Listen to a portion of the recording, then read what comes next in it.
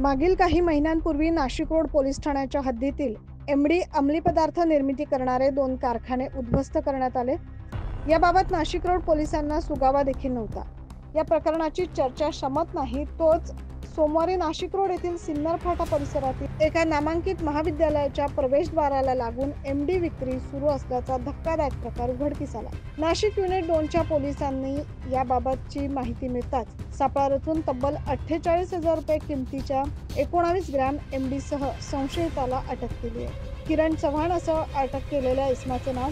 महाविद्यालयात केवळ नाशिक शहरातीलच नव्हे तर इतर जिल्ह्यातील विद्यार्थी शिक्षणासाठी येतात. विद्यार्थ्यांना हेरून त्यांना एमडी सारख्या अंमली पदार्थांच्या सेवनाला लावण्याचा उद्योग इथे सुरू होता. पोलीस निरीक्षक विद्यासागर श्रीमानवार, सचिन जाधव, मनोहर शिंदे, समाधान वाजे यांनी सापळा रचून ही कारवाई केली. नाशिक रोड पोलीस ठाण्याच्या हद्दीत अंमली पदार्थांची विक्री, बनावट गुटखा निर्मिती आणि विक्री गुन्हेगारी वाढली आहे.